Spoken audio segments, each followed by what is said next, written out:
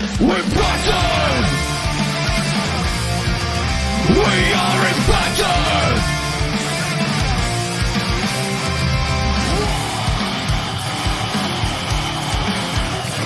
We're Bison! We're ready to get up! We want to win! Light the fire of power that make us free! We never break down! We want to win! We are impacted! The best team!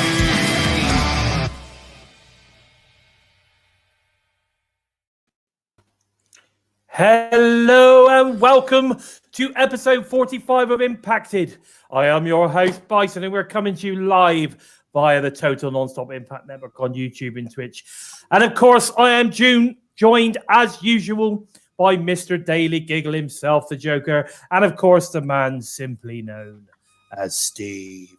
Hello, boys. How are we doing this week? Oh, very good. How are you? Yeah, not bad, not bad. I thought mix the intro up a little bit there, try and make it a little bit different, a bit more exciting. See if we can get there and do something different, you know what I mean?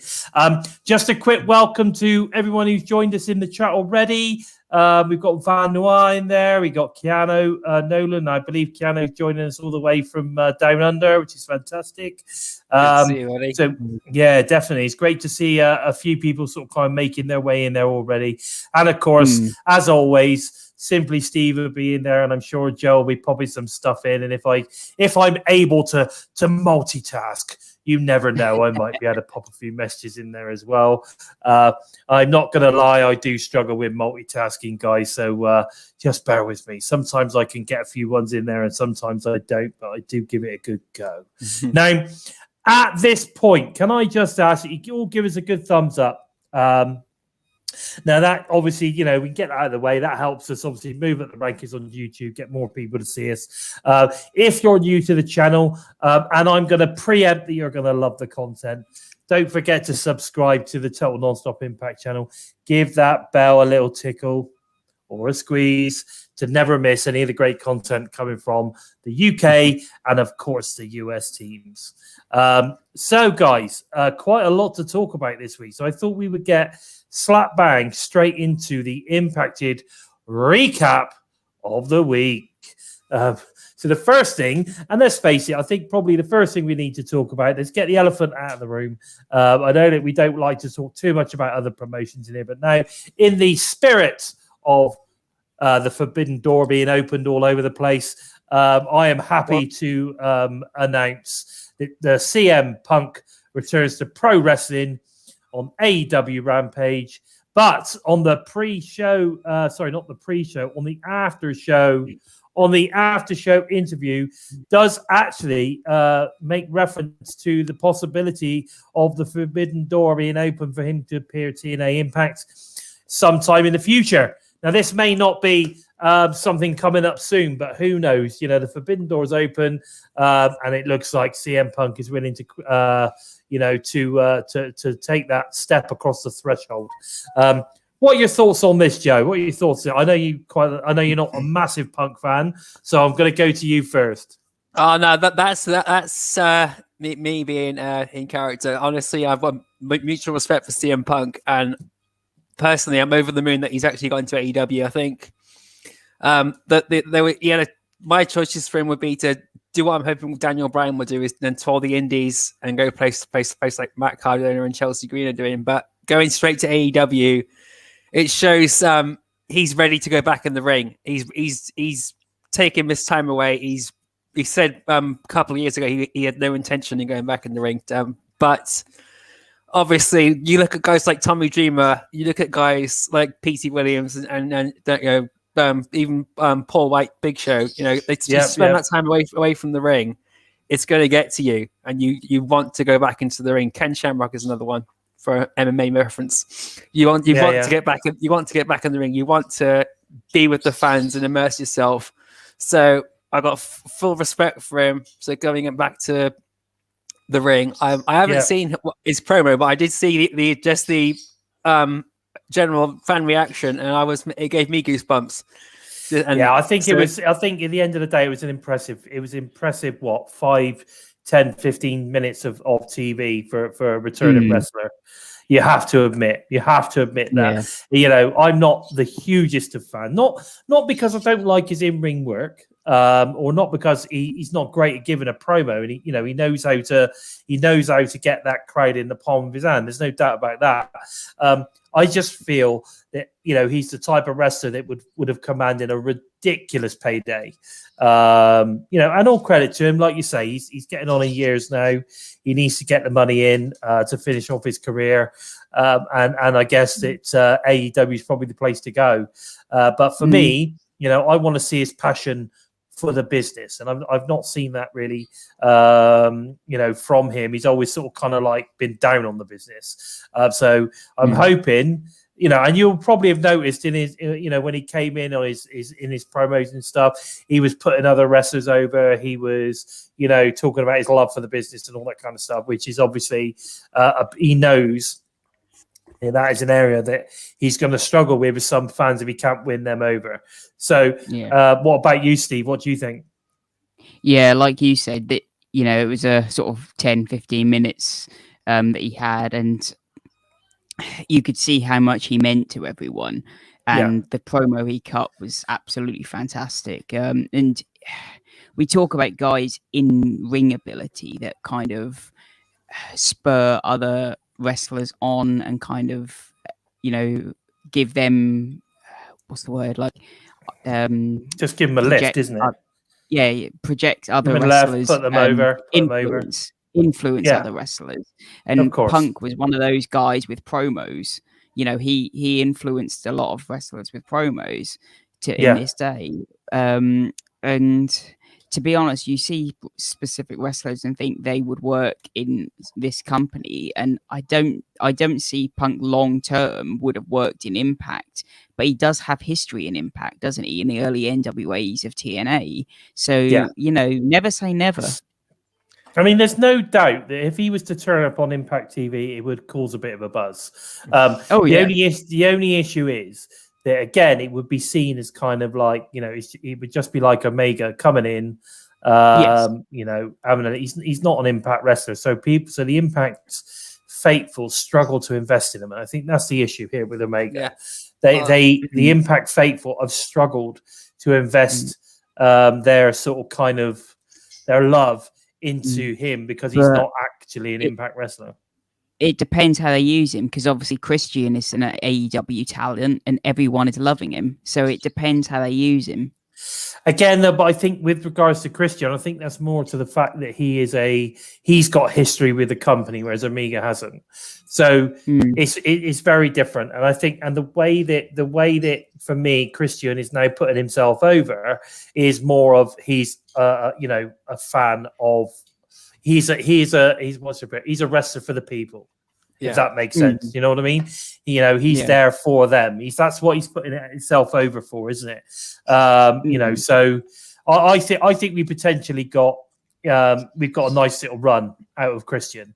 And like I said, we were talking earlier, he seems like he's there to put the company over as opposed to put himself over. And I'm happy with that. I think that's going to be great.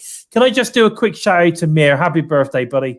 Happy birthday, Mir. Yeah, and pretty much. Happy birthday also to Bree as well. If you guys follow her on Twitter, happy birthday to Bree. Bree Summers.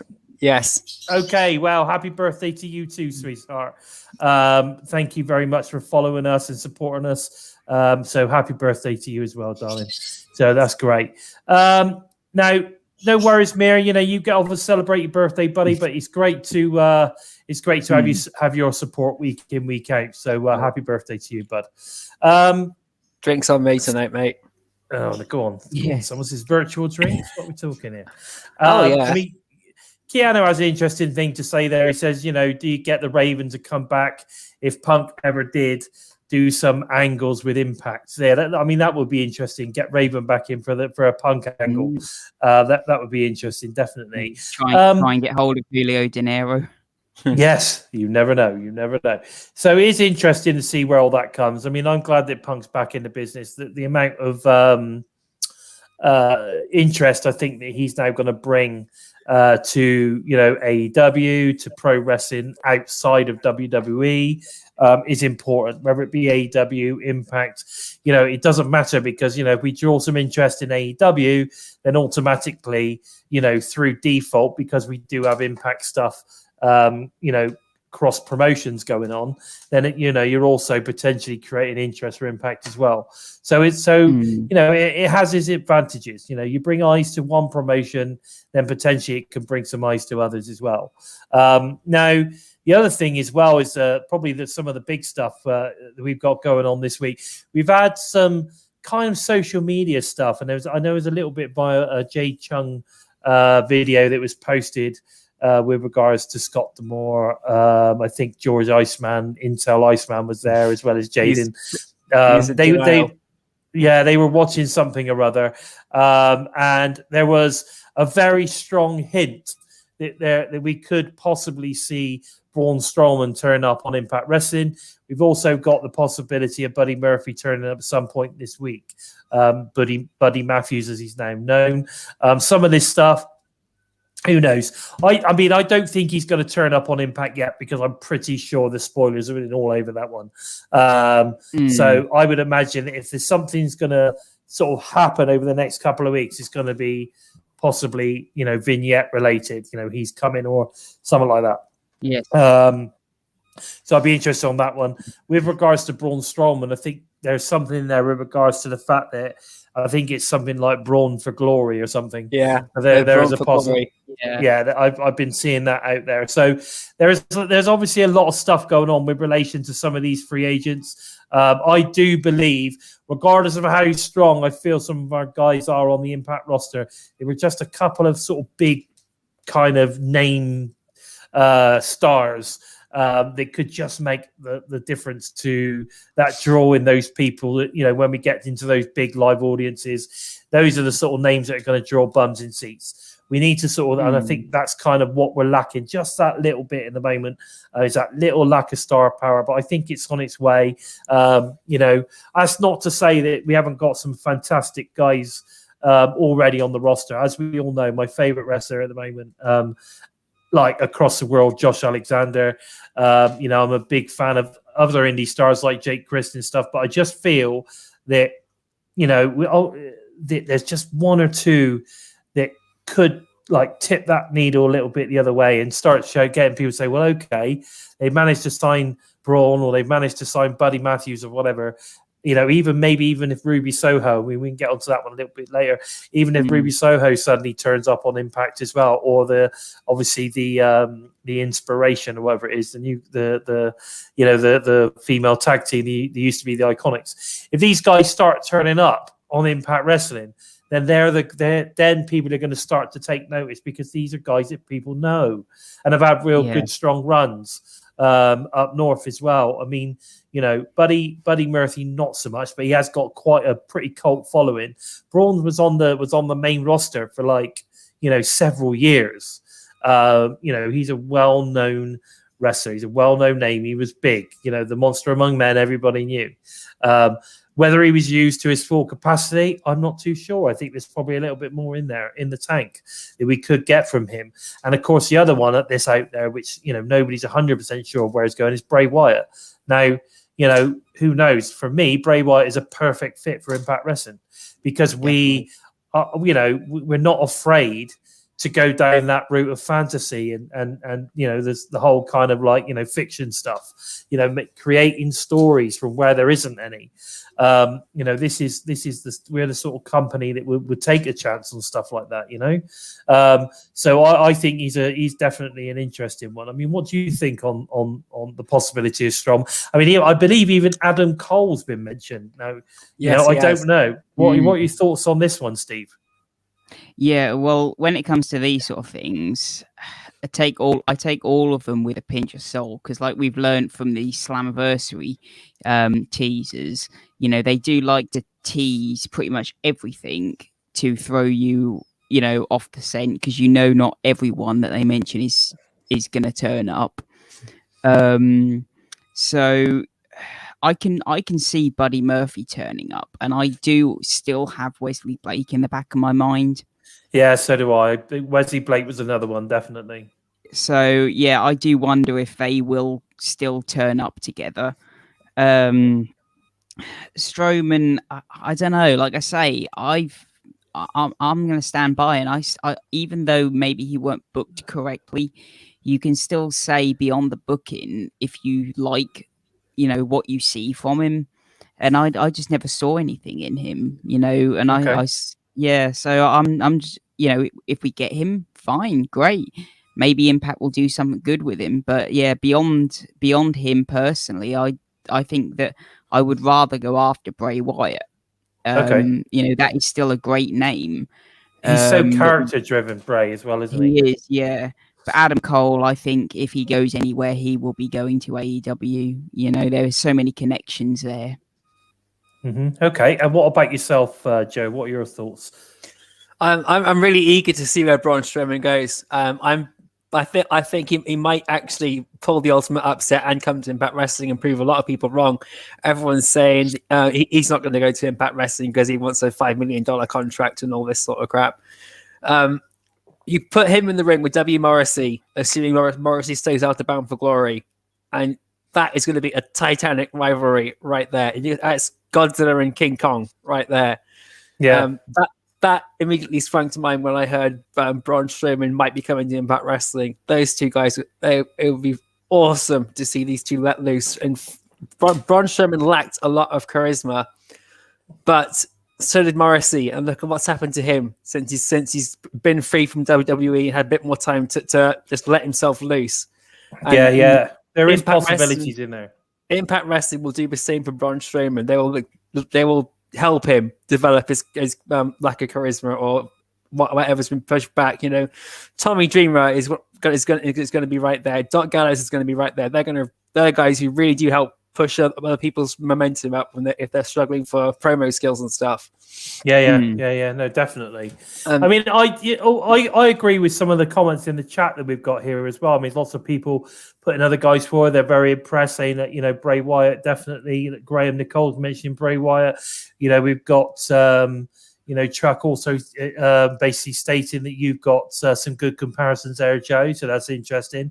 And I think you're right, guys. I mean, interesting. Rakesh Shaw has just put there that he thinks he'd like to see EC3 and Bully Ray turn back up on Impact Wrestling. I think he could be right.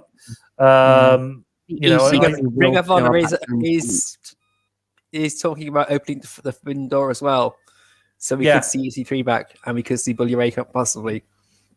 Yeah, no, exactly. I mean, there is possibilities we could see some of these guys come back, and we have seen Bully Ray putting a little bit of shade on AEW a few times in recent weeks over a few different bits and pieces.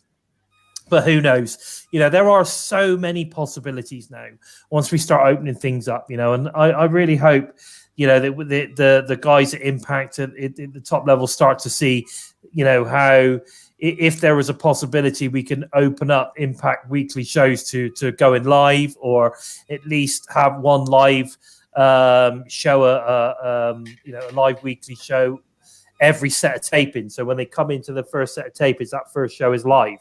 As opposed to all of it being taped, and then we have to wait. If those sort of kind of like live shows are what you could start seeing the hike of interest with ratings and stuff like that, because people don't know what's going to happen. So it'd be interesting to see kind of whether they start looking at things like that as well, or maybe even for me, I think the monthly specials that they're taping at the moment, why can't they be live? Yeah.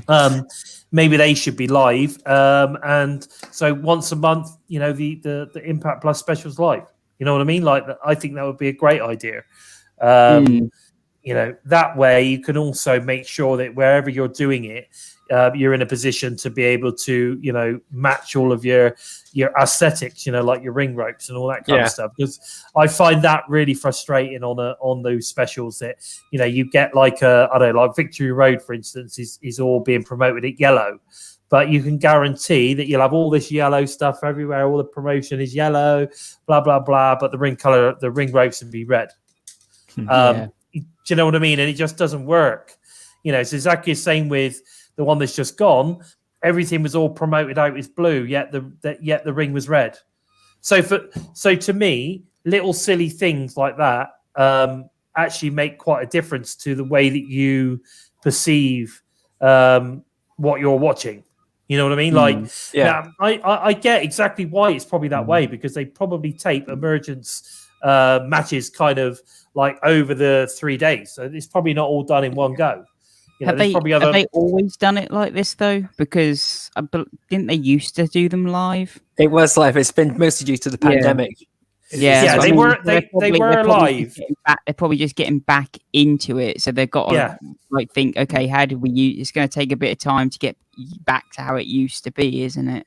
Yeah, possibly. But again, they were all sort of kind of like filmed in some weird locations, like, you know, like shopping malls and stuff. Hardly anybody there watching it. You know, on the odd occasion, they were pretty poor. And I think it was just sort of kind of like local, you know, film crews or whatever doing the filming and stuff. It was never particularly well produced. That's my only worry. So because what we've got now is a much better produced special, right? But silly little niggly things are kind of spoiling it.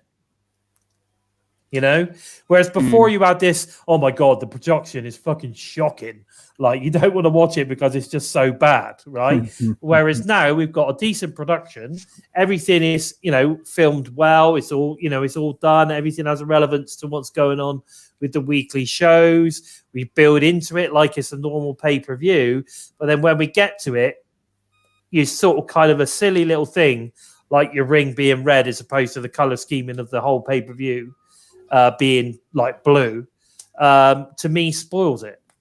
You know, so that's kind of like, so for me, it's the attention is in the detail, you know, when you come to doing stuff like that. I think it's important. They need to start looking at stuff like that.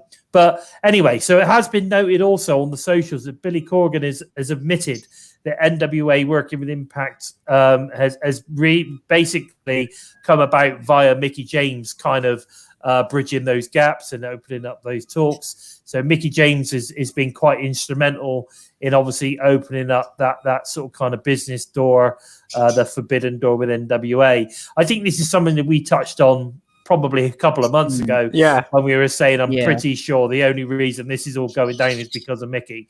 You know, what are your thoughts on this, guys? I mean, let's start with Joe. Yeah, I read. It's Billy Corgan's admitted that Mickie James is one of the biggest reasons why the whole relationship's working. And there was, I forgot the guy's name, but someone else who's working in production with NWA who also worked for Impact Wrestling. But I think that's it. Yeah, both him and Mickie James got together. They sat down with Billy Corgan and when Mickie James was putting Empowered together, and they said that if we can get Deonna Purrazzo onto here, it's going to be massive. So let's bridge the gap between everything that's happened with Impact Wrestling. Let's put it all behind us and let's move forward. And when Billy Corgan was talking about Impact Wrestling during the interview, he was really, really putting over the company a bit more. You know, he said, "Oh, it's all past issues now. It's."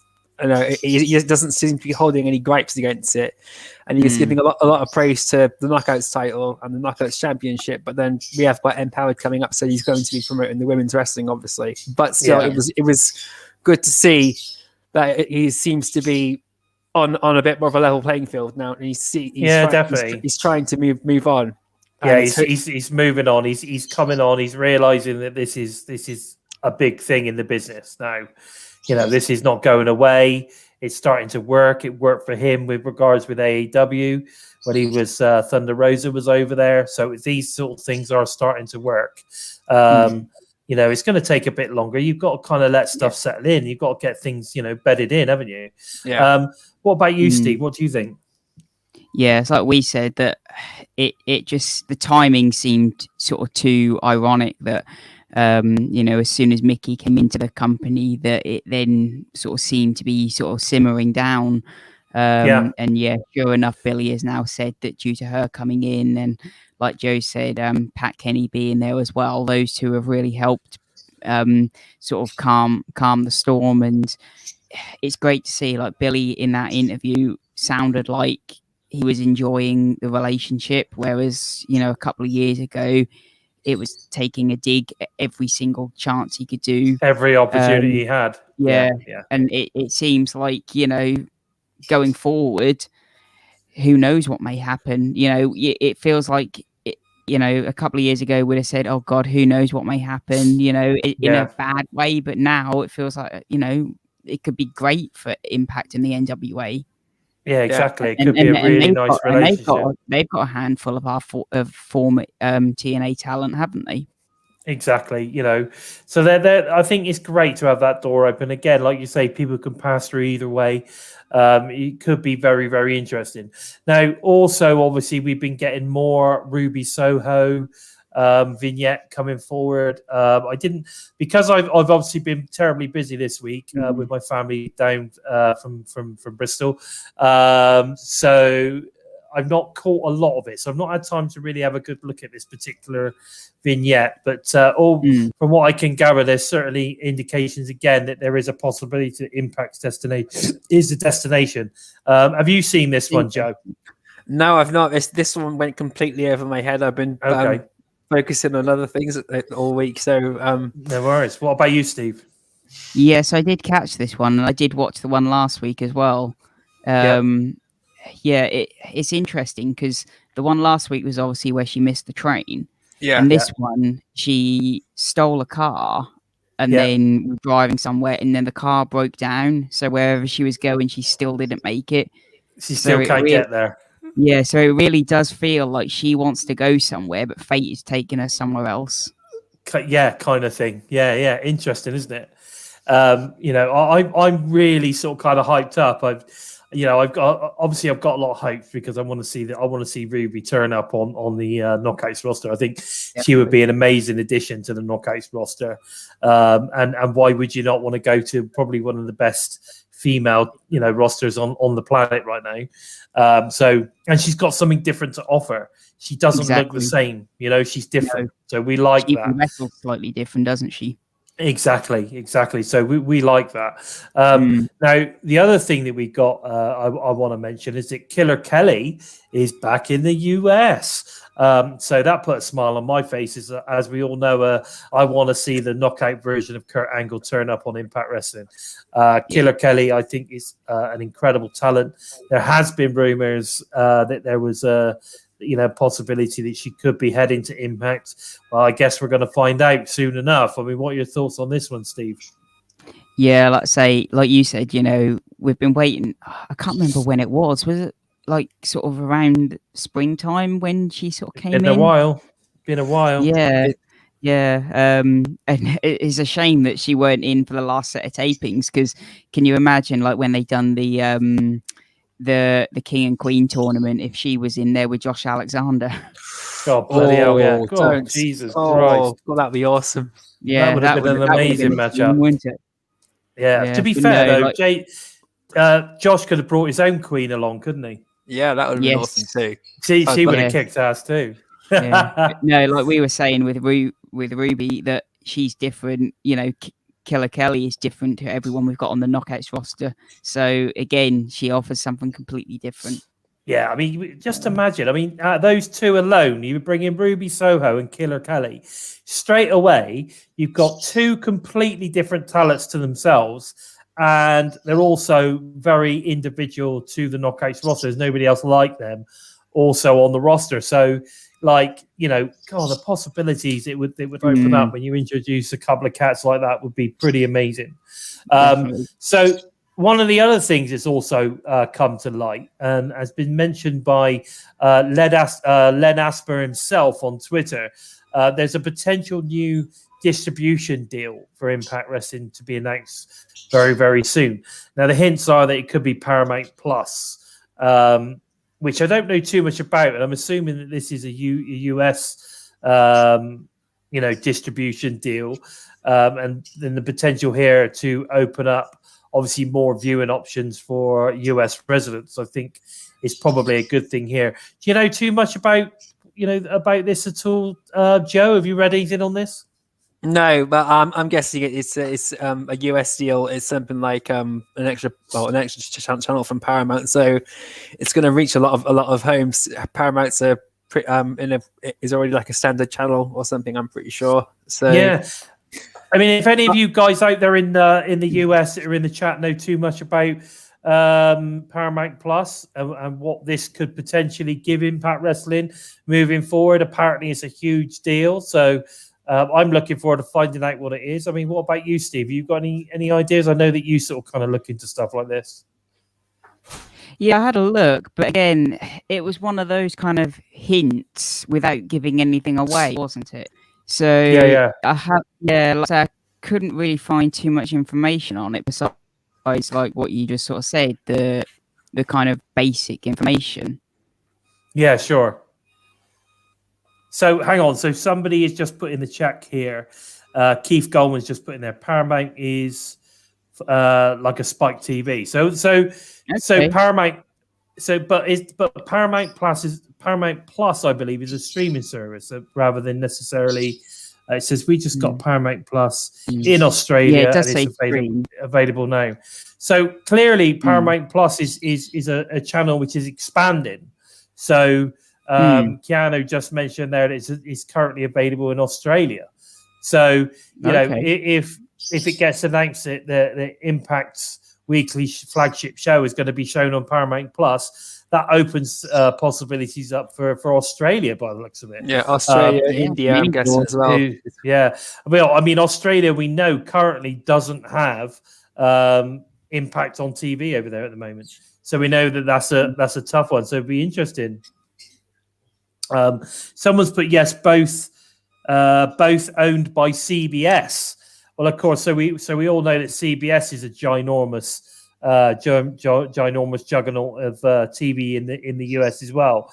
So you know, obviously, you know, we'll just have to wait and see how this one pans out. I'm interested to find out, you know, because the amount of people that obviously moan they can't watch the show because unfortunately they're unable to use a TV remote or press any buttons on their mouse or anything, or use YouTube, or use YouTube, you know, or anything like that. And so for me, the more options, the better. By the sound of it.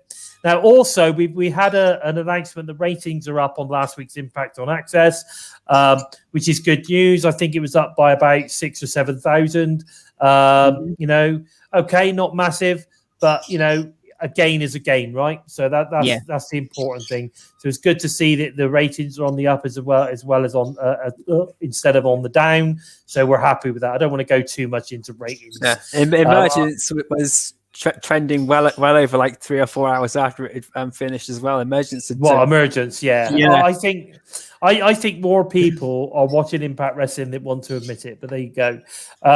So we've had the date release for Victory Road, which is now going to be Saturday the 18th of September. We know the first match on there based from Emergence. We'll talk about that a bit more in a bit, which is Christian Cage obviously versus Ace Austin to headline for the title at that particular Impact Plus special. So, you know, again, got reason to tune in and watch that one. I'm excited to see that. Christian's going to be there. Ace Austin, could he be the youngest ever Impact World Champion? I believe currently held by the incredible AJ Styles, I believe. Am I right or am I wrong? I'm sure if Critical Sting is in the chat, he'll let us know. I believe that's correct. So what we got? Oh, fax my great brother Bison from Lakers. Thank you so much, buddy. I appreciate that.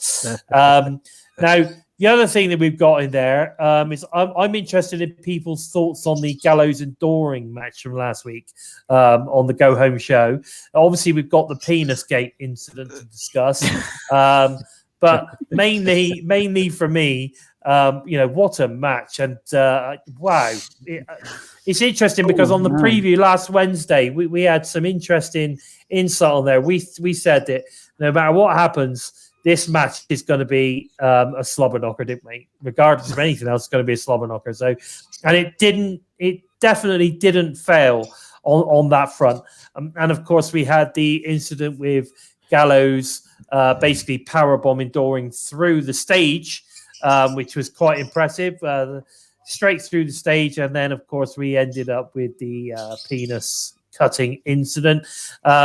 We've been trying to figure out who it is. I think it's Doc Gallows.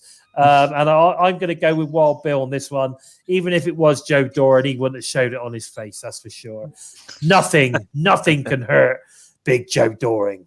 I don't know. What are your thoughts on this one, Joe? I think the match was awesome. We expected it to get brutal. We expected it to get nasty. We did not expect anyone to get. How the hell anyone could lift Joe Doran like that and smash it? That alone was just impressive. But to smash him straight through the whole stage, and the way that it was good. It was good. The way he sold it all afterwards, the injury and trying to crawl back down to the ring, he was completely out of it, and it was just so great to see the whole thing go. Eric Young's going absolutely insane. Dean is up there actually trying to help Doran get up. It was a monster. It was a monster. What about you, Steve? What did you think? Yeah, like Joe said, the match itself before that was fantastic, and the bit I liked was everyone sort of Doc kind of getting out of the kind of the pit, shall we say, and kind of getting a hand up and everything, and then everyone trying to help Doran up, and he's just like, no, get out of my way. I'm going to get myself out of this. Yeah, exactly. Yeah. Hello, Hakeem. Welcome to the chat, fella. And is Graham Nicol a new fella? He says here he's from the UK. He first came across TNA back in 2005. It turned him back onto wrestling. Welcome to the show, Graham. Really nice to see some new faces and new names turn up in the chat. I don't think I've noticed you before, so welcome to the show, fella. Make sure you hit that subscribe, give the bell a tickle. We'd appreciate that, and give us a good thumbs up if you like what you're listening to. We do love a thumbs up, don't we? And it's nice to see that J-Bone is here in the chat as well. Smash this podcast. Papa J-Bone. Hey, J-Bone, buddy. Nice to see you, man. Little too sweet for the J-Bone. He loves a bit of that. So nice to see you, bud. And of course, we've got Keith in the house as well. So we've got a few people that have turned up over the last few minutes. So great to see everyone. Don't forget to check out any of Hakeem's latest articles. Hakeem, if you want to put some links in the chat, make sure you do so, bud. We do love getting over and checking those out as well. So there's loads of stuff going on at the moment. And we're talking about Gallows and Doran, and we are talking about Penisgate and exactly who it is. I think Hakeem is saying that he thinks it was the Gallows and Doran possibly had a penis clash when they went through the staging, which caused the harm to one another's peepees. What are your thoughts? What are your thoughts on who ended up getting the penis gash? Ooh. Who do we think, guys? Who do we think? Who are we going to go? I'm telling you, I think it was Doc Gallows. I think it was Doc Gallows. I think it was Doc Gallows. I think Daddy Dangley got a shot he wasn't expecting. So there you go. Let us know your thoughts, guys. Let us know your thoughts. Now, also, we had Ava Story made her return against Melina. With a new ring name of Brandy Lauren. Of course, we all recognised Ava. She was a young talent that came in a few years back, and it's nice to see her back on Impact. Don't know if she's signed, but it was nice to see her make a return. Even though the commentary made some sort of kind of weird, I don't know. They made some weird reference to Story and Ava. I don't know what it was. I can't remember what was said, but it was kind of weird. May as well have just said, nice to see Ava Story return under the new ring name Brandy Lauren. Probably would have been made a bit more sense if you wanted to mention Ava Story to go down that route, but they chose not to. Some strange, weird shit going on there. Well, Matt Striker does tend to go on them and then go off a completely different tangent when he's talking. I don't know. It was weird. I just remember some weird sort of kind of like reference to Ava, but not actually saying Ava Story. It was really weird. But anyway, so it's nice to see that. Obviously, that was Melina's in-ring debut. What were your thoughts on it, guys? What were your thoughts on Melina? Yeah, well, I think she was around in like the sort of when they were doing like the GFW sort of days. And to be honest, when she was let go, I was like a bit kind of like, well, why have you let this woman go? Because I always saw something in her. Yeah, she was green back then, but she was one of those sort of green talents that I thought she had something, there was something in her that could be worked on.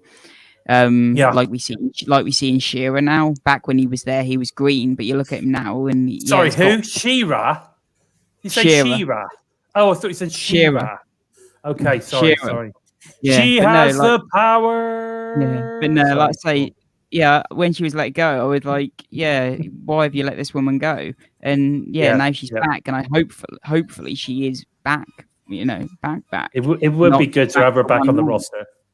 It would definitely be good to have her on the roster. I think, like you say, I think she went to WWE, and I don't think she really ever done anything. No, she didn't get used in WWE. She went to NXT, and then it's like she got the same thing that happened to Chelsea Green and Deonna Purrazzo. Went there, stuck for a couple of years, and then just disappeared off the radar. Just let them go. Don't do anything with them, and then let them go. It's almost like all they're really doing is just sort of kind of, like you say, stocking up on the wrestlers, taking them off the market kind of thing. But, if they find a wrestler they think could possibly turn the needle a little bit, or whatever, they just take them off the market basically and do nothing with them, which is for me, it's just a real shame. But it's good to have her back. Okay, so also we've had more talents announced for the NWA Empower event. Like friend of the show, Lady Frost has been billed now, and quite a few other ladies have been mentioned now to appear at Empower. So it's looking like that could be quite an impressive lineup of talents for the Empower pay-per-view. The NWA, I believe that's next weekend. Am I right, or is it the weekend after? Next weekend. It is next weekend. I thought it was. So I've got that one booked up. So I'm looking forward to watching it actually. So even if I don't get to watch it live, I've got it paid for, so I can watch it, at my own leisure. Whenever. But I believe it's going to be a pretty good show. We also saw VBD and EY not particularly happy at Rhino. His loss to the as he got the roll up from Addison, as Good Brothers retained the tag team titles at Emergence. Rhino seems to be getting a bit of a dressing down, doesn't he, lads? Yes. But then something else is happening as well. Rhino's getting dressing down. Heath is getting ready to get back into the ring. Yeah. Interesting, isn't it? Interesting. I mean, we've seen some really good. Yeah, we've seen some really good vignettes. We've seen some good stuff with regards to Heath. Now he looks like he's getting stronger. He's promoting Impact Wrestling a bit more again as well. He's right. He's basically reconfirming that he's still aiming to return to Impact Wrestling now. So, and he's recently put some videos out of his training in the gym and everything. Exactly. All that's left now is a vignette with the Rocky training montage underneath it. I think that would just finish it off beautifully. The next set of tapings are going to be very interesting, aren't they? I think so. We got a lot of stuff going on. I will say that I'm not a fan of it. Like sometimes plans change, don't they? And what Violent by Design were doing was working, and I don't feel like you should have changed it to go back to your original plan. If something is working, possibly. I mean, there is a rumor that Willie Mack could be joining VBD, but I'm not sure how true that is. I've seen some stuff flying around. There's a couple of guys I've got in my head that if I've looked at the roster, I feel like they'd be interesting to join, and Willie Mack isn't one of them. For me, Buddy Matthews and Braun Strowman would be perfect. Yeah, I'm thinking Braun Strowman would be a great guy to put in. Exactly. There's so many possibilities. The exhibition title reign as well. Exactly. There's so many options when you bring guys like that in. Now, that leads us on nicely, really, to talk about Emergence. So obviously this past weekend on Friday, it turned out, August 20th, we had the Impact Plus special Emergence. The night was kicked off, interestingly enough, with Matt Cardona with his beautiful girlfriend, Chelsea Green, versus Rohit Raju. And he was with his girlfriend, Shira. And this was a grudge match. This was a pretty interesting match, I have to say. I think Rohit and Matt had a really good 3 or 4 minutes to begin with before it sort of started to break down a little bit. But I thought it was a really, really good match. And I also think that Matt and Chelsea did really well keeping Rohit's girlfriend, Shira, out of the match as well. I don't know. What are your thoughts on that, Steve? Yeah, as I say, the match itself, I thought was, you know, I'll be honest, I was surprised they opened with this match. But for me, when I was watching it, I was like, actually, this is the perfect match to open with. It was quick, it was fast paced, and you had like a big name as well opening it. I thought the ring apron spot was actually quite scary, and I actually thought it went wrong for a moment. Yeah, it was. But that was awesome. Part of me actually felt Rohit carried this match with the amount of character he put in this match. Rohit is always just such larger in life, isn't he? Like, no matter what happens, he's so larger than life. Every match. Yeah, I totally agree with that. I want to see that character still come out of Cardona. Yeah, so do I. What about you, Joe? It was the right match to start the night with. When I heard that we had Decay versus Falabar and all that, I thought that was going to be kicking off the night, and I wasn't happy about it. So when I when I watched it live and I saw Matt Cardona and Rohit Raju kick the night off, I thought this is going to be awesome. The pace was good. The interaction between Rohit and Chelsea Green was fantastic. Constantly winding her up and constantly pissing her off, as well as keeping on top of Matt Cardona. It just shows how greatly character-driven Rohit is. Like you said, you know, he's a guy that is so underrated. He's like Crazy Steve. He's so character-driven, and he can control a match wherever, any way he wants to. It's just totally amazing. I was pretty shocked that Rohit picked up the win as well. I thought he was going to. I think, or did he win? I can't remember now. I'm pretty sure. There we go. Cardona definitely won. Yeah. So Cardona definitely won the match there. But for me, I thought it was a really, really strong match, definitely. And you know, at the end of the day, there was lots of sort of kind of like to and fro with regards to Chelsea and Shira. So there was a lot of stuff going on there. You have noticed I'm definitely going to call Shira from now on. Because that's exactly what it reminds me of. And he is a big girls' prize, to be fair. So, you know, I think it was a really good match, and I really enjoyed it. And like you say, Rohit was the star of the show for me. He was so good in his role that he was playing. It's really good. There's a slight note here after the match. Shira lays waste to Cardona with a chokeslam backbreaker. Shira looks to add insult to injury when Chelsea Green makes a save and sends them retreating away. Interesting, Chelsea Green making the save on that one as well.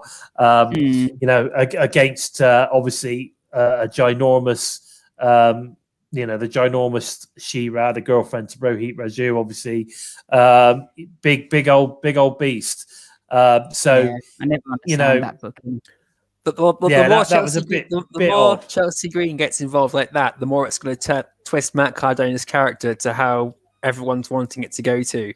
There is a possibility. Yeah, it could be a way of. It could be that the sort of kind of the way to activate it, I guess. Yeah, Cardona is basically too nice, and Chelsea Green is trying to reinvent the hot mess. Yeah, and so. So this is like basically breaking Matt Cardona's spirit in a way, and Rohit's doing it too. And that backbreaker by Shira is awesome. I love that chokeslam backbreaker. It is pretty badass. Yeah, he does continue to impress me, Shira. Yeah, he's definitely improved. He's definitely improved. I just find it really hard not to see Shira every time I see Shira. No, it's just. Really difficult every time I see the word. I just want to say a quick welcome then to Graham Nicol. He's just put on there that he's been watching us for a few months now, but he normally stays quiet in the chat. Don't stay quiet, brother. You know, this is just our opinions. We love to hear yours. So don't forget, please get involved. Make as many comments as you like. We love it. We then moved on to Tasha Steeles with Savannah Evans and Falaba and No Way versus obviously Decay, the Knockouts, Tag Team Champions, Havoc, Rosemary, Black Taurus, and Crazy Steve. For me, this was probably one of the worst matches of the night, which is a bit of a gutter for me, as I'm a huge DK fan, and I'm glad that they won. But I was not feeling this match. I don't know why. I thought there was some really, really good stuff from Falaba. I think Falaba stood out a lot in this match. Savannah Evans, I'm still not overly convinced with her. Her ring gear was diabolical. It was like something that was picked up from a what they call it over there in the US. It'd be what, a 10 and dime store or something, or whatever they call it. She's not impressed me 100% yet. So I mean, hopefully she'll get some updated ring gear and she'll start to, to me, she doesn't look like a TV sort of wrestler at the moment. So I'm just hoping that she does improve. And you're right, Keanu, that's probably what I was looking for. The match didn't flow.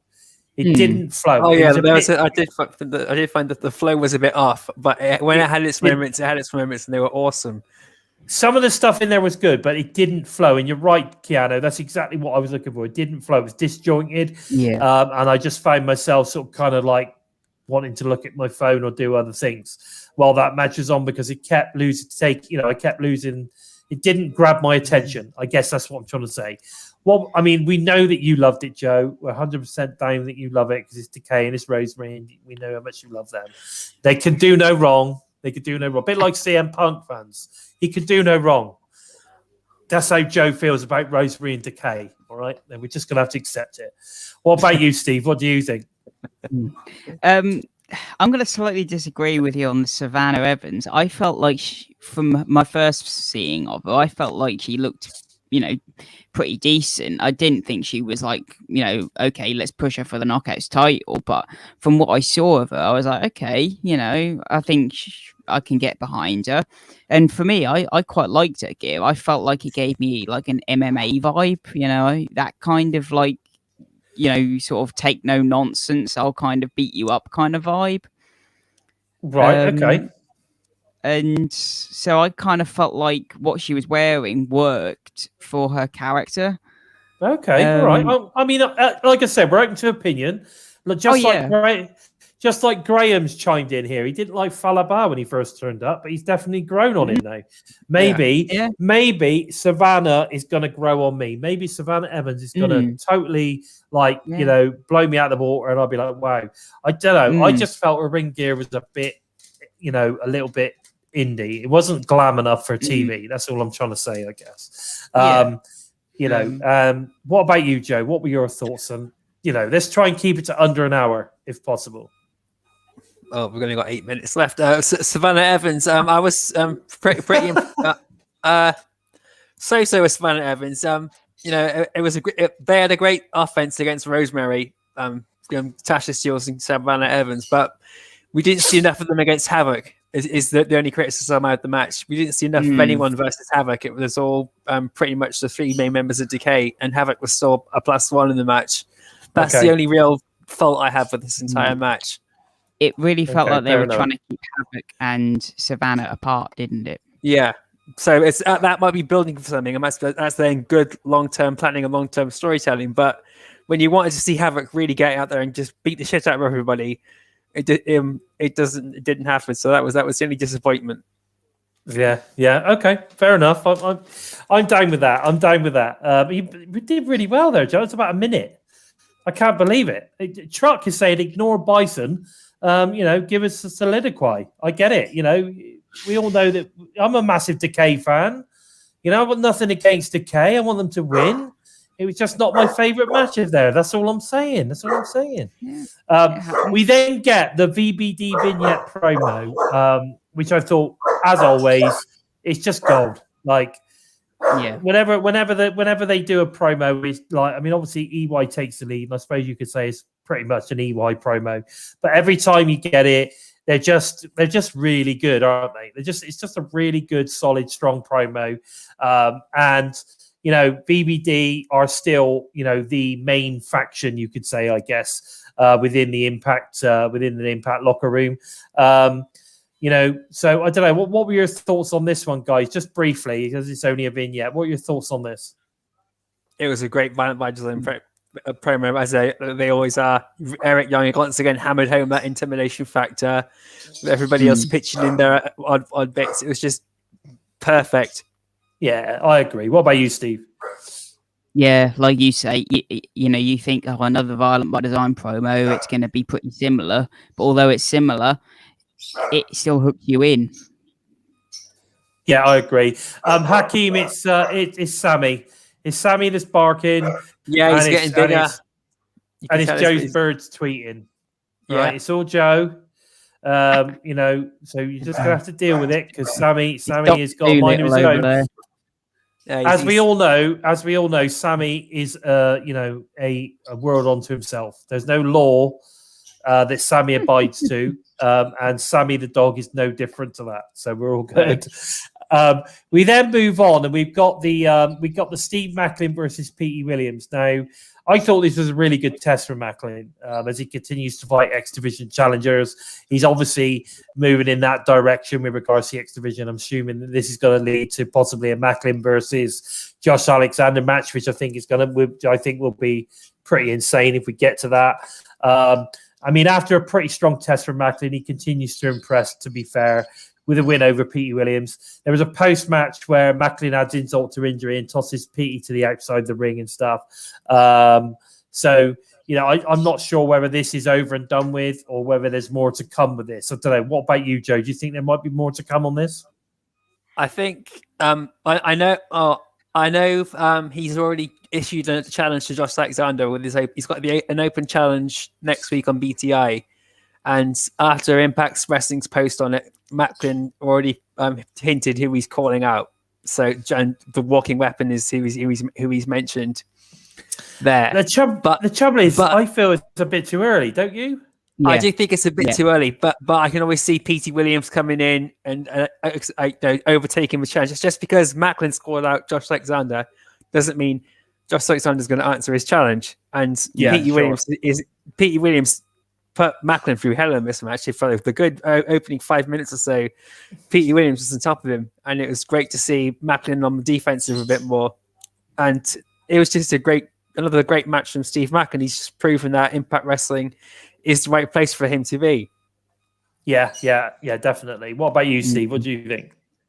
Yeah, like Joe said, that this was a fantastic match, real back and forth, which in Steve Macklin matches we haven't seen much of. He's basically ran roughshod through through his opponent, and that's pretty much been it. Whereas here, and a little bit with his match with Trey, we've actually seen him sort of struggle, and he actually had to win it with a low blow, didn't he? Actually sort of had to play dirty. So this was a real test for Macklin, and it really feels like he's climbing up the ladder now. Yeah, definitely. I mean, once you start going up against your Trey Miguel's, your Petey Williams, that now they're starting to push this guy a little bit more as a potential champion of some sort. So it's interesting to see that, Brian. And I agree with you, Truck. At the end of the day, the champ doesn't answer open challenge. That they can come to him at the end of the day. And I agree. I think Macklin needs to earn that. Title shot, and also I don't see that match happening on BTI. No, nor do I. I think that would be. I actually think that could be a really good match for someone like Victory Road, possibly, or if they head that direction. Again, I still, it would still be another great win for the greatest, X Division champion of all time, Josh Alexander. Anyway, so I don't think it would be it would be a win for Macklin there. Certainly not yet. If they get it to him too soon, if there's someone like Macklin that they would like to take the title off Josh, then it's got to be way off now. Way off. He's got to, for me, Josh has got to be out of the picture and moving on to the world title. For that to happen.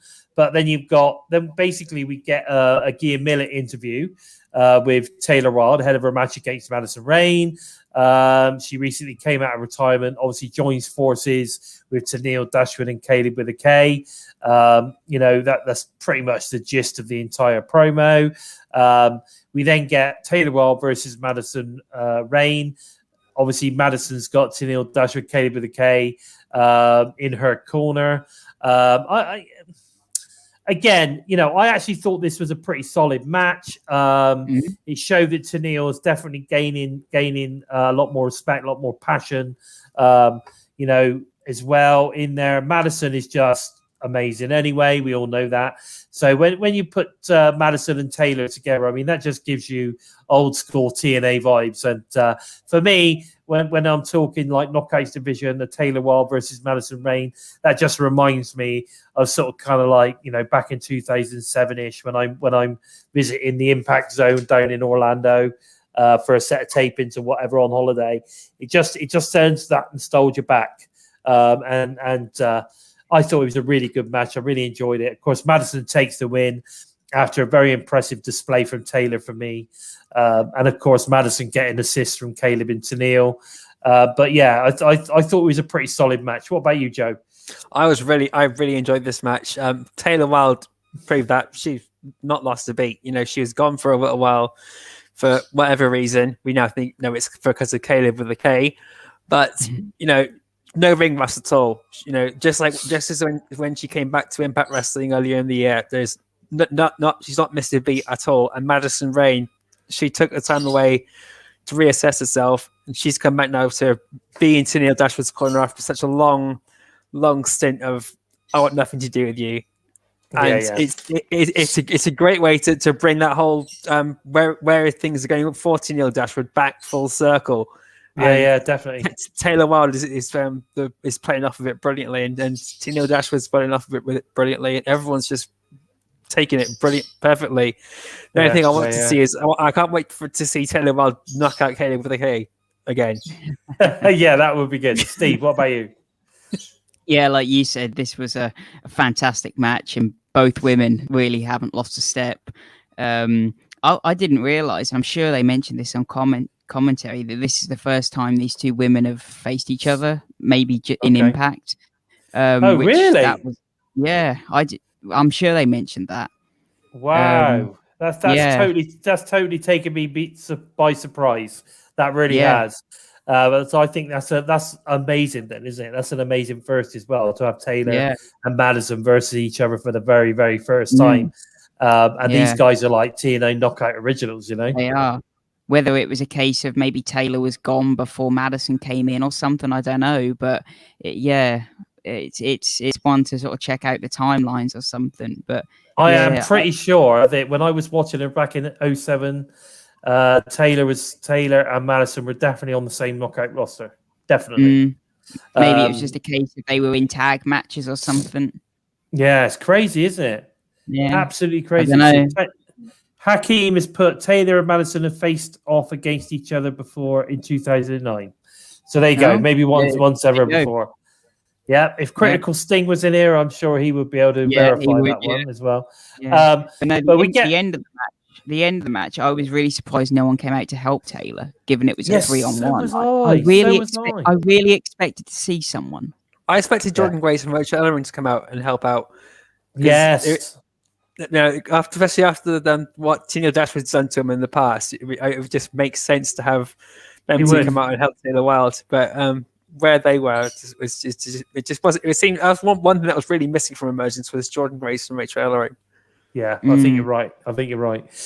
Anyway, once obviously this is a sort of kind of left our scene, we then go on to another very impressive promo from Doc Gallows, re the tag titles. Obviously, Doc, Carl was there as well. I just feel the last 2 or 3 promos that we've had from the Good Brothers have been really good. Like, almost like, well, we've got no Kenny Omega, we haven't got Don Callis here now, so it's now on us. We're now the Elite. It's because they're back to being serious. Yeah. Possibly, or it's just they're now carrying it, so it's now down to them. Or maybe it's just the fact that they are effectively now the Impact Tag Team Champions. They need to carry it as such. I don't know. They just seem to have almost like turned a corner, and they're a lot more. There's a lot more passion, I think, coming from Doc, especially. I don't know. What were your thoughts on what they're how they're coming across at the moment? Firstly, I was very impressed that they actually sort of referenced and showed the fact that they were still, Doc was still carrying the injury. Because you watch other promotions and something would happen, like they'd be injured from the night before, and they wouldn't even reference it. Yeah, so sure. It was a case of like, this happened 24 hours ago. How are you feeling? And you could see he was in pain. Yeah. No, I agree. I'm not far from that. I agree. Now, obviously, we then move on to the Moose versus Sami Callihan versus Chris Sabin versus Ace Austin. Obviously, we got Madman Fulton in his corner. This was going to be the world title #1 contenders match. Now, for me, after a pretty impressive match with all four guys in this match, really getting a good showing in, Ace takes advantage, obviously, of the roll up after Moose gets hit in the face by Sami. Now, and obviously there was a slight ref distraction in there as well, but that then allows obviously Ace Austin to get the win and become the #1 contender to face the Impact World Champion at Victory Road. Obviously, we'd find out later on that night that the winner would be obviously Christian Cage. So Ace Austin is going to go on to face Christian Cage at Victory Road. I think we discussed that's going to be September the 18th, Saturday, September the 18th. So I think it's really good. I think it's. I think Ace Austin's the right guy. And actually, I'm almost of the opinion that Ace Austin should possibly kind of feud this now, right the way to Bound for Glory. I don't know. Could this happen? For me, the whole kind of like feel good of Christian Cage being obviously an older champion of bygone eras, almost passing the torch of the World Championship onto the youngest ever Impact World Champion in Ace Austin, I think has quite a nice story to it. I don't know. What are your thoughts on that, Joe? Yeah, I agree. Ace Austin, he was my pick to win, so bragging rights to me. I think this is going to carry on after Victory Road, without a doubt. You've just spelled it out black and white how it's really what the reason why. It just makes perfect sense. Christian's here to give. He's vacated the TNA title. He's basically put his history aside now. He's here representing Impact Wrestling because he's a champion, not because because of anything else. Ace Austin is one of the few guys Impact Wrestling has that's what we can say is a homegrown talent. Really, Ace Austin, Josh Alexander, Falabar, I suppose, but like other guys have come from elsewhere. And have got then come to the top, like Moose, Sami Callihan, Eddie Edwards. And so Ace Austin's one of these guys that I think honestly was going to be world champion last year as well. I think come Summerversary last year, he was going to be world champion. But obviously things didn't go that way. So they've waited and they've built it up. Now come Bound for Glory would be a great time for Ace Austin to be the youngest ever world champion. It would just be awesome.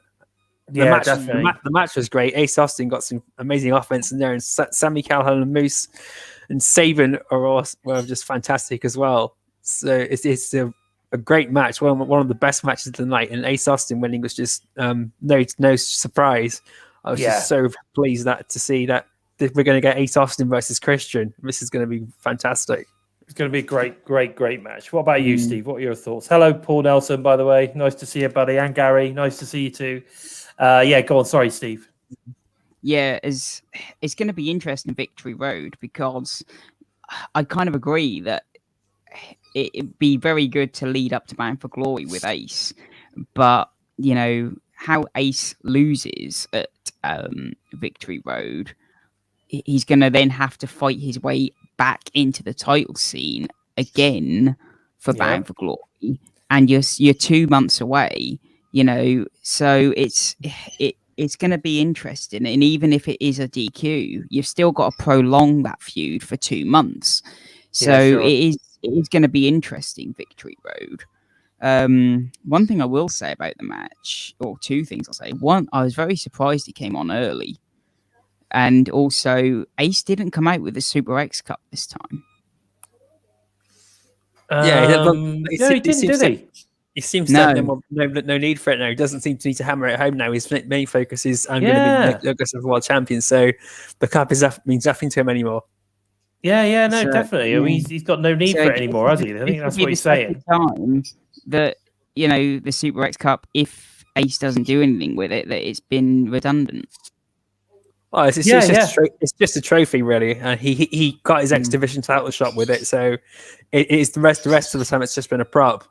Yeah, exactly. He's just been carrying it around.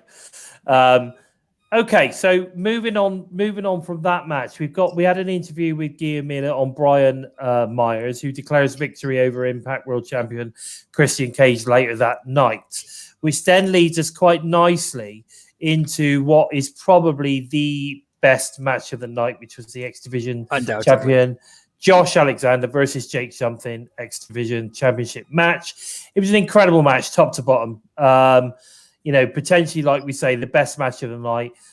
Jake Something once again proved he's a future powerhouse of the Impact roster after some incredible offense from Josh Alexander, including 10 German suplexes.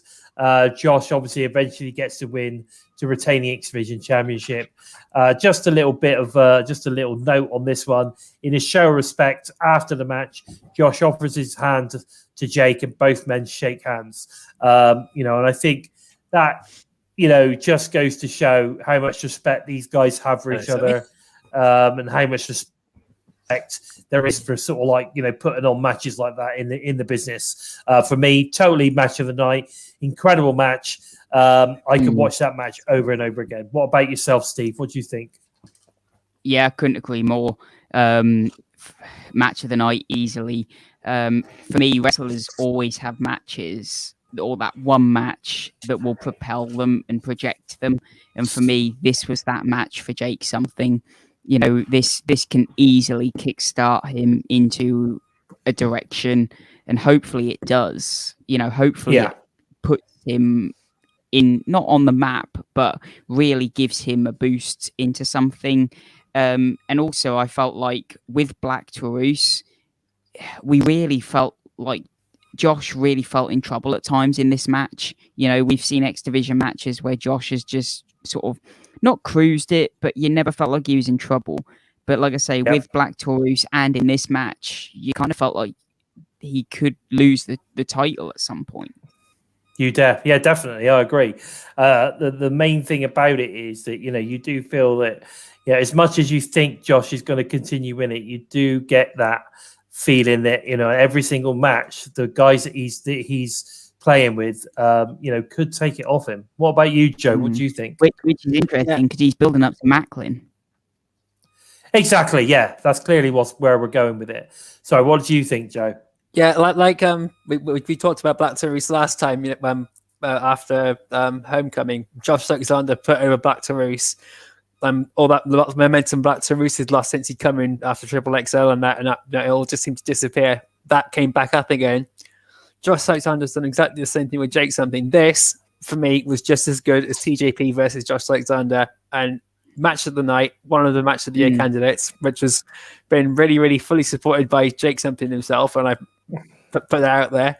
So he would do. He was in it. He would say that was match of the night. No, he was really humbled by it, and I think this could lead to Macklin versus Jake Something on as they go towards the X Division title before we get Josh Alexander and Steve Macklin.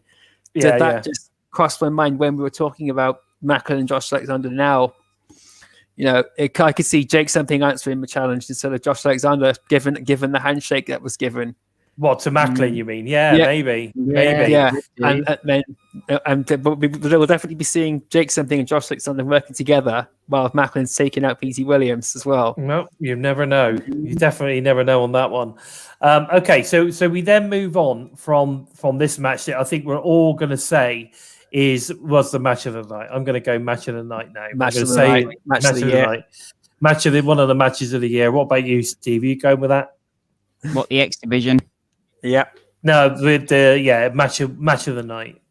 Oh yeah, definitely. Yeah, I agree. Okay, so we'll move on from the match of the night. Then we go on to the Knockouts champion Deonna Purrazzo versus Matthew Raybolt, or whatever his name is, the Drama King. Raybolt versus versus Melina Trey Miguel. I thought this match was fun at times, but for me, it was very stop-start. But it was a good lead into obviously Deonna's match with Melina Empower. Knockouts champion Deonna Purrazzo and Matthew Raybolt defeats Melina and Trey Miguel. For me, it was a match. It was a kind of much of nothing, I guess. It was forgettable, shall we say, which is unusual for me because when it comes to Deonna Purrazzo, I think her matches are all pretty badass, and I wouldn't miss any of them. I just think that this particular match, when you consider the quality of the talent that was in it, didn't really do it for me. What are your thoughts, Steve? Yeah, I mean, I agree. Like, given I know that we have some big names in this, and they are building up to something. But as the card went on and on and on, I kept thinking, right, this is going to be the next match, and then it was so high on the card, and I was like, really, this is that high on the card? And to be honest, I never got into the match. I really didn't. I felt like it halted the flow of the pay-per-view a bit.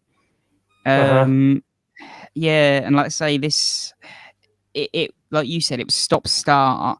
The only positive I really felt from it was I thought that Trey was hilarious in this match. Some of his antics and some of the verbal he was giving Matthew Raybolt was absolutely hilarious. Okay, yeah, fair enough. What about you, Joe? What do you think? Yeah, I haven't got a lot of positives to say about this match. I would have rather seen this further down the card rather than as high up as it was. Deonna Purrazzo, she's such a good wrestler, but she's been put in matches like this that are just taking away that wow, she's fantastic factor, because you just know that the outcome is so blatant. It's just building towards her match against Melina Empowered. So it seemed just slapped together for the sake of slapping it together and putting it on. When Trey was hilarious, I must admit. Some of the stuff, but even then, it wasn't enough to keep me engaged with the whole thing. I was just glad, happy to see the match over and ready to move on to the next match, which is something I'm not really happy to say, because Deonna Purrazzo is fantastic, Matt Raybold's impressive, and Trey Miguel's awesome, and it's good. Yeah. That was why I found it weird. Sorry, go on, Steve. I was going to say, one credit I'll give Impact was you had Matthew Raybold pinning Melina, and you don't very often see that. Yeah. What, a man pinning a woman? You're right. You don't. In a mixed tag.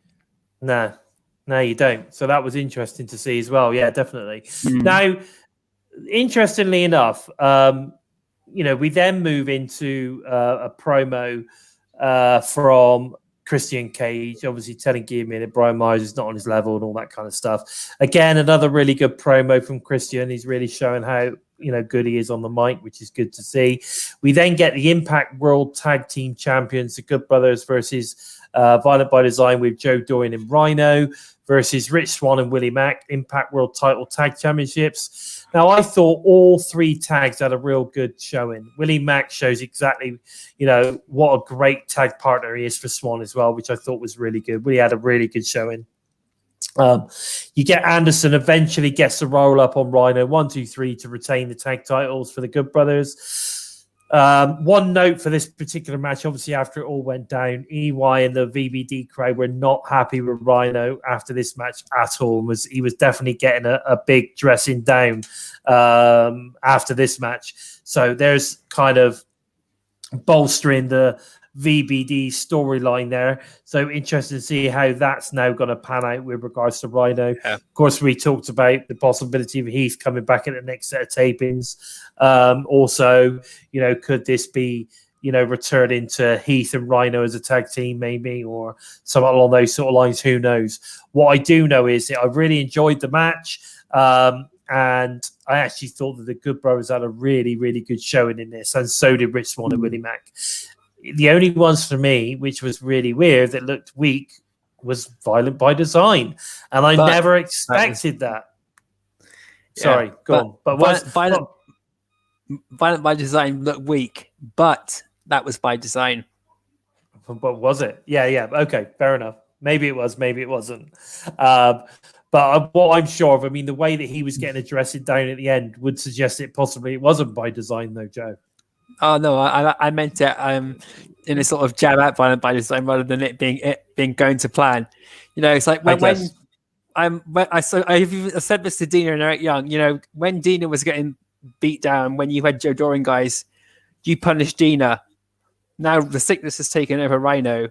I think it's time he needs punishing. Okay, maybe you're right. Maybe that's what it needs. What about you, Steve? Hopefully Dina sees my message. What about you, Steve? As I say, I really hope that they do, they do the same, because like I say, if you look at what has happened, this feels like it's come right out of nowhere, because Rhino has really not lost that many times. No, he hasn't. No, he hasn't. So, I'm not saying he's lost a lot. Oh no, but that's why it feels like it's come out of nowhere. He's he lost he got pinned at Slammiversary when they lost the titles, and then he got pinned when they had the rematch. But beyond that, that's it. I mean, they were important matches. But that's it. That's it, is it? They were important matches. He got pinned to lose the title, and then he gets pinned. Where they with the opportunity to regain it. So he's obviously proven to be the weak link right now. So interesting to see where that story's going. Is Rhino going to get punished, or is he long for VBD? Who knows? Maybe he's going to be the first to be kicked out. You hope they keep it as it is. Yeah, because it looks it should work, shouldn't it?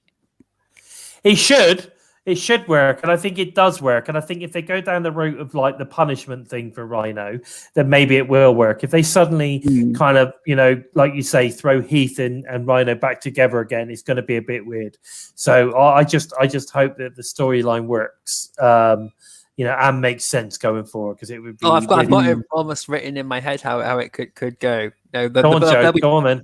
They'll be punishing Rhino like they did with Dina, and Heath will make an appearance as a one-off to try and break Rhino free, and eventually do it. Then that's when we may get someone like Braun Strowman come in.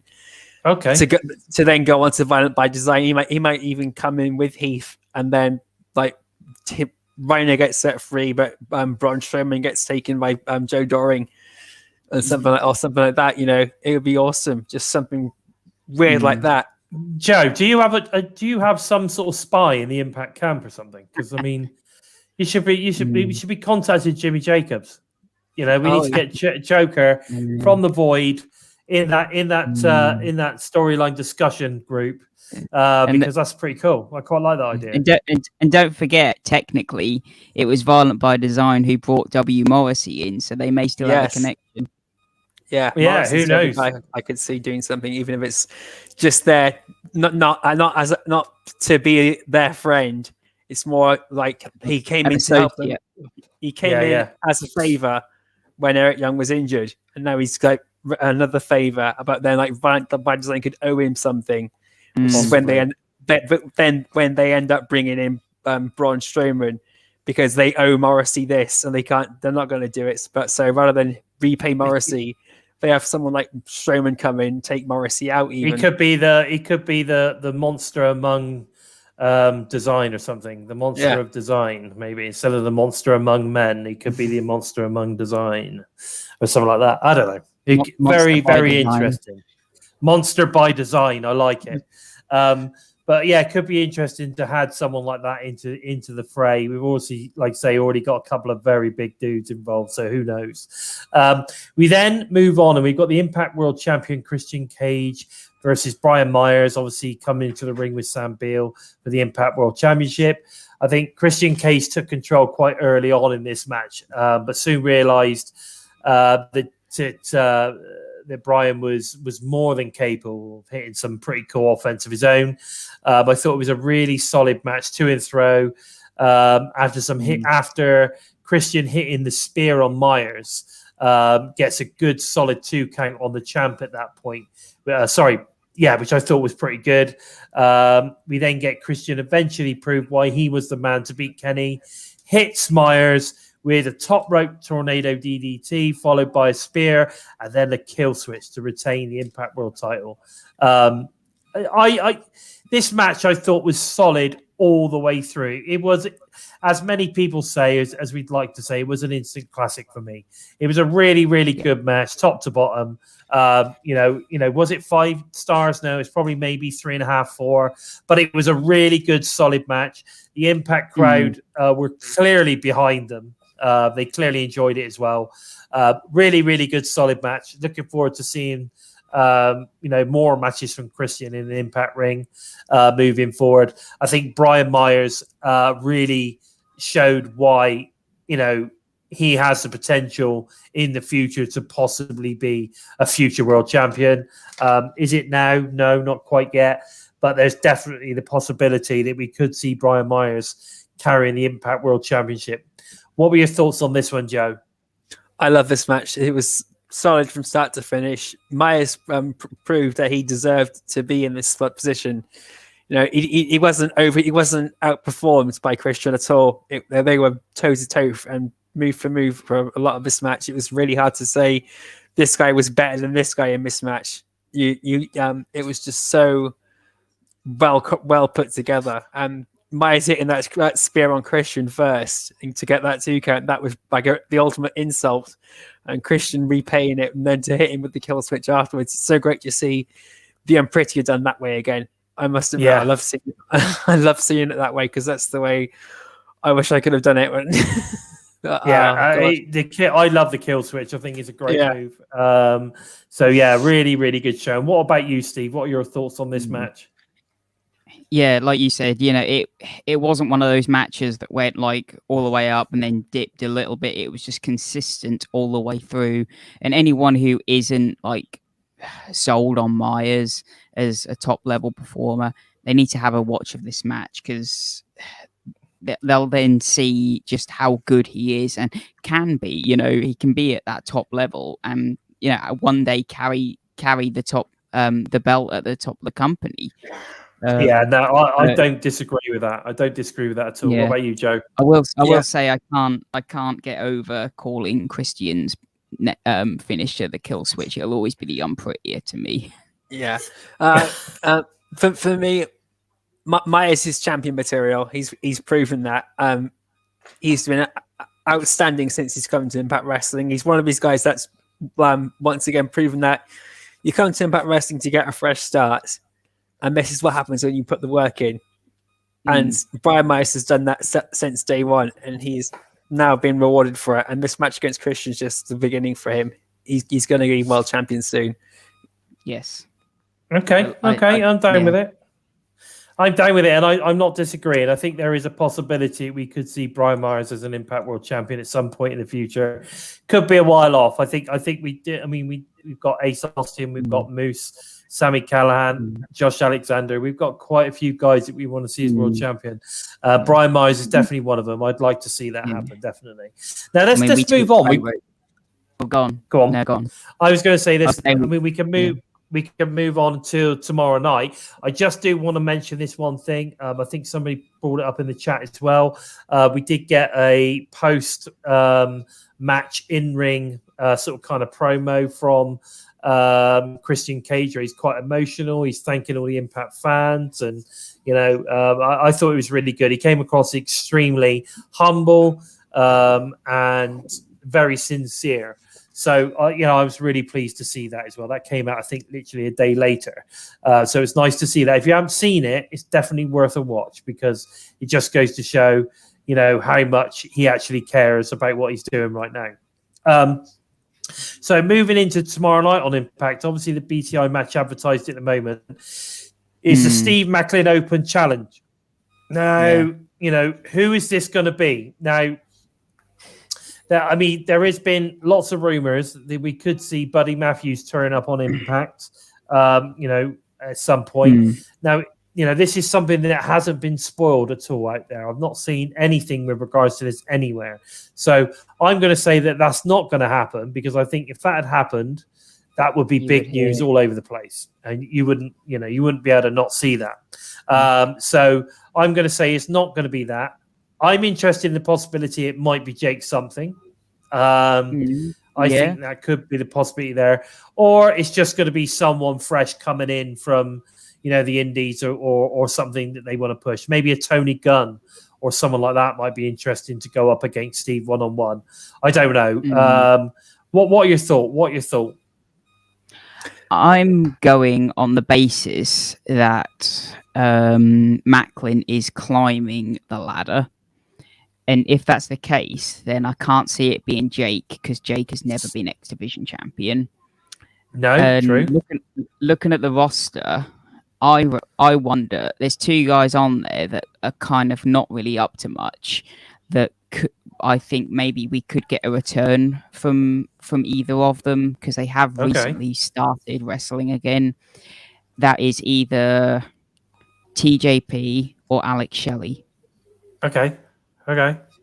Well, TJP's not stopped, has he? He's just not been. He wasn't at the last set of tapings. I mean, I don't know if he was at the set of tapings. I didn't know his nose broken, so he had to take. He had to miss that set of tapings, so they wrote him out of the story. I think at that time. Yeah, but it could be a return of TJP. That's interesting. I'm not disagreeing on that one. So Alex Shelley's just come back as well, hasn't he? So I don't know, has he? I mean, I noticed that he started wrestling again, but is he going to come back to Impact? That's another story. Take care, Graham. Nice to see you, guy. Have fun. Enjoy the Newcastle versus Burnley Cup match. Take care. Hopefully, we'll see you again in the chat next week. Now, Gary obviously agrees with some of the stuff we're saying here too. And he agrees that Brian Myers is pretty badass. So that's interesting. I don't know where we're going to go with this one. I'll tell you what, I'm going to not even think about it. I'm going to be really excited when somebody awesome comes down the ring to face Steve Macklin at BTI. I'm going to be really excited. And I'm looking forward to it. So make sure you tune into BTI, guys. If you're in the US, obviously live on Access just before Impact goes on the air. We also get it here in the UK. I think from about midnight it pops up. So make sure you check that out. I think it's on YouTube, also on the Impact Plus. It is on app. YouTube. You can watch it live on YouTube and live on Impact Plus. So make sure you tune in to check out BTI before the show. So it's really good. We then got the Impact matches advertised at the moment. Initially, I didn't find many, but then all of a sudden they all popped up. So we've got the Good Brothers versus Mac and Swan. Again, I'm not sure that this one is a title match, but it doesn't say that on the card to advertise the match. But if it isn't, that's a shame because I think Mac and Swan deserve a title match.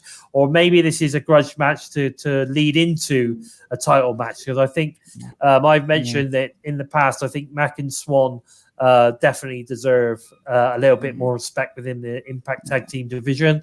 So that's an interesting one.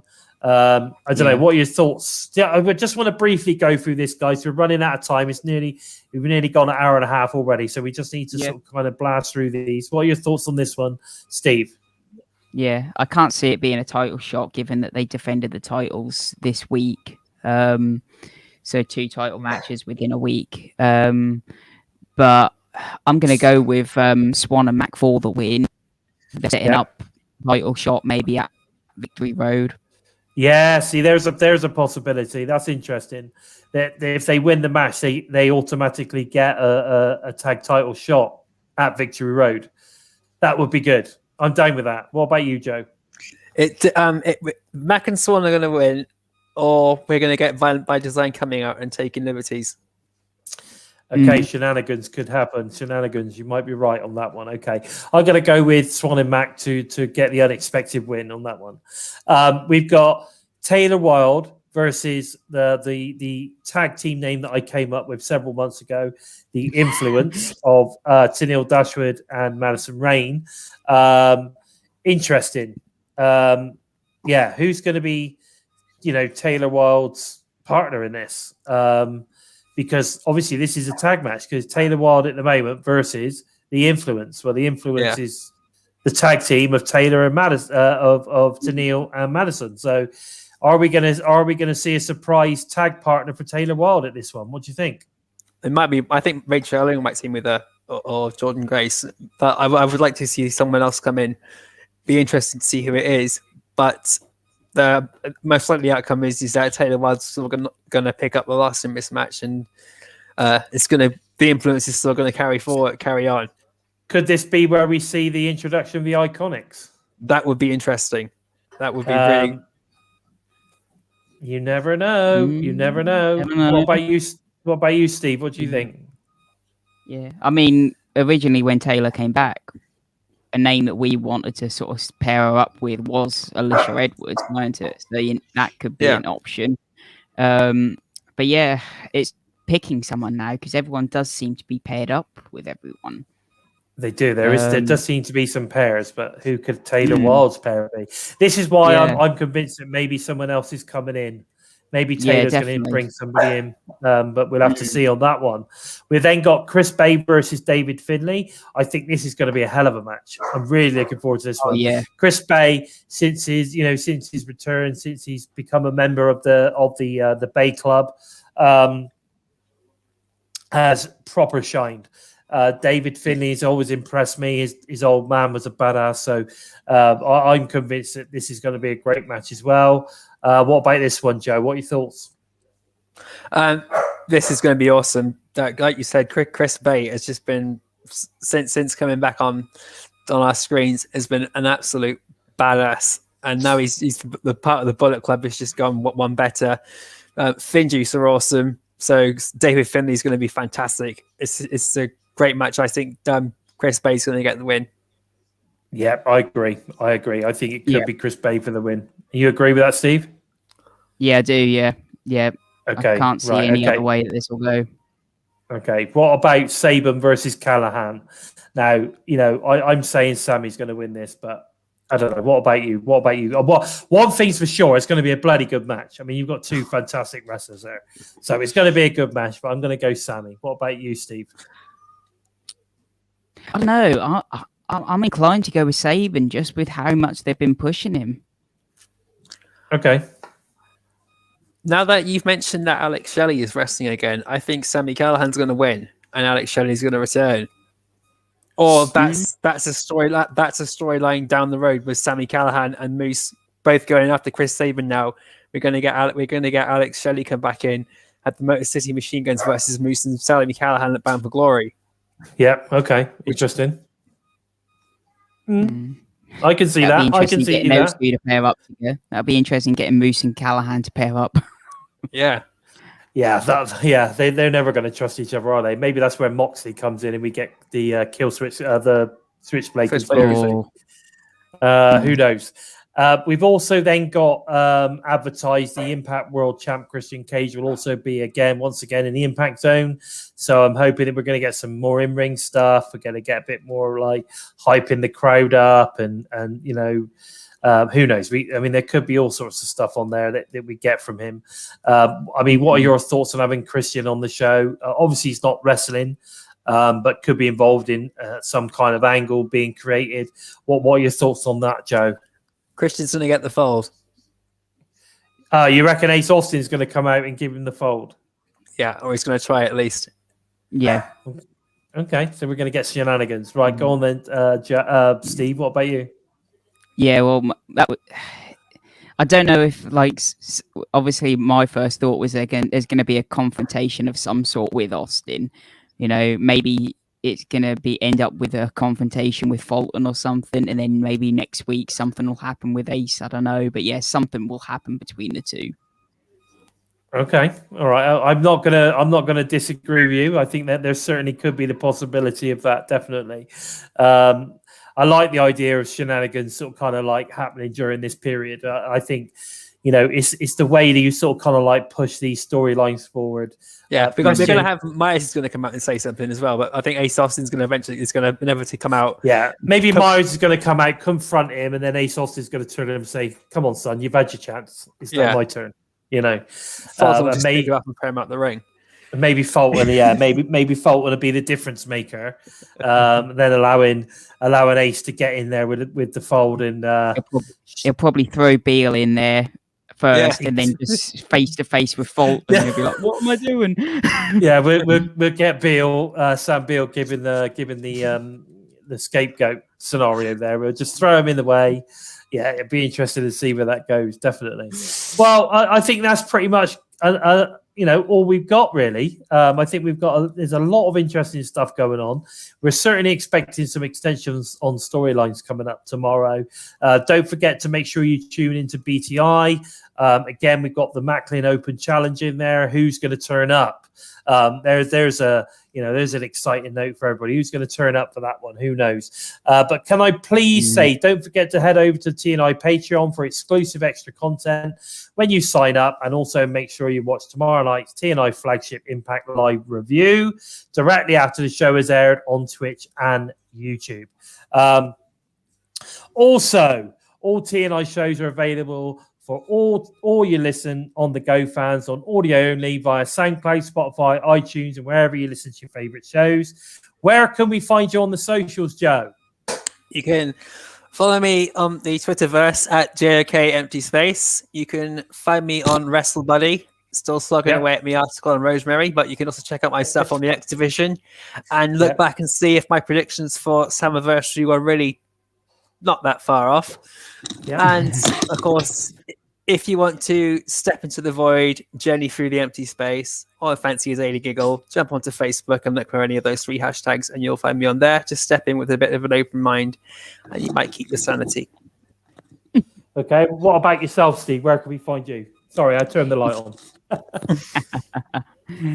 You can find me over on Twitter at SimplySteve311, where I put everything Impact Wrestling related. Or you can find me over on WrestleBuddy.com also under the Impact Wrestling header, where I put everything, another Impact Wrestling related article, normally every Thursday. Don't forget, guys, check out WrestleBuddy.com. There's some great articles there from the boys, Joe and Steve. Make sure you check them out. Well, this is pretty much it. This has been Impacted Live. We hope you enjoyed spending time with us. We talk about all things Impact Wrestling. Please take the time to help us out moving up the rankings on YouTube by giving us a thumbs up. And if you're new to us and you like what you see, don't forget to hit that subscribe button.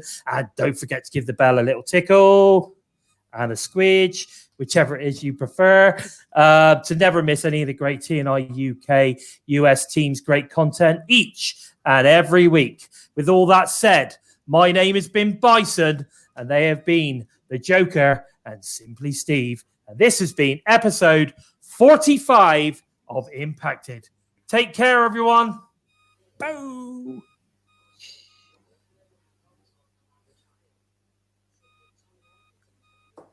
We're still here. Guys, talk amongst yourself quickly. I'll be back. 2 seconds.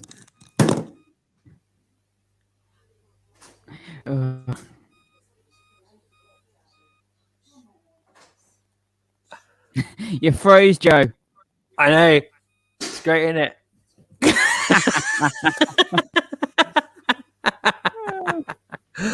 Oh, damn. Yeah, so... What bit are you most looking forward to then? Tomorrow. Tomorrow, I'm looking forward to seeing what Ace Austin's going to do. That win was awesome. I'm looking forward to seeing what he does with Myers, what he does with Christian, and of course we can't discount Sami Callihan versus Chris Sabin. That's going to be an instant classic. First time ever those two have gone face to face. It's going to be awesome. Yeah. Don't know how many we still got in the chat. I've not had a look in the chat yet. My battery's run too low, so I've not had a chance to. So anyone who's been giving me a shout out, hello to you guys back. Apologies for not getting in touch. My phone's been basically up for the notes. The battery's running low, so let us know your highlights from Emergence as well, guys. Yeah. Someone does not want you guys to leave. So Gary says. Yeah, I know. Yeah. Yeah, they're going to leave us here all night. I guess we're back. I just noticed that we had a little notice in there for Trent saying that he would be back in 10 minutes. So I did notice that. But anyway, so we're going to keep the show going a little bit longer. The trouble is I have to dip out. I've got people here. But anyway, guys, so we're going to be here a little bit longer, I guess, until Trent decides that he's going to finish the show for us. But, you know, it's been a great show today. And thank you ever so much for joining us in the chat. You know, we really, really appreciate it. Everything that you guys do, giving us a thumbs up, sharing us around.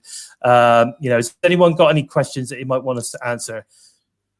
Tell you what, there's one thing quickly. Now we've got this bit of time. We are coming up now to the 1 year anniversary since we reformatted the show. So thanks to everyone who's been tuning in and keeping in contact throughout the whole session. It's been awesome. So I'm not sure when the anniversary is. I'll obviously have to jump back through the playlist on the TNI channel. But it's been awesome. It's been awesome to be back since last August last year. So August 20th is when I got back. So it's been great to be back here, and it's been great to have Steve on. You know, it's been a new beginning with everybody here. So I really appreciate it. Yeah, definitely. It's been a real big. It's been really good. I think we've been really excited about it, and we love coming in since we've gone live as well. We love interacting with you guys in the chat. You know, you show us so much love. You spread us around all over the place, and we really appreciate it. You know, we love talking about wrestling. We also love seeing you guys talking about wrestling. And if we can bring you guys together, especially Impact Wrestling, of course, if we can bring you guys closer together, and of course that brings us closer together, and it puts us in your living rooms or on your computer screens or in your ears when you're out on your run. You know, we love that. So we're really happy to be part of your weekly routine. Impacted live every single Wednesday, 6 p.m. UK, 12 p.m. Central, 1 p.m. Eastern.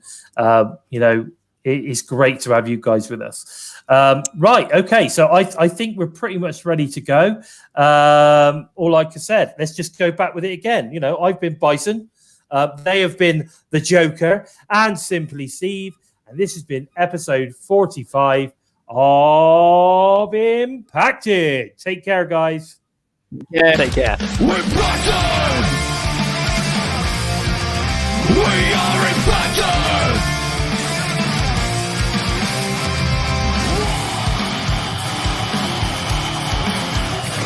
We're Bison!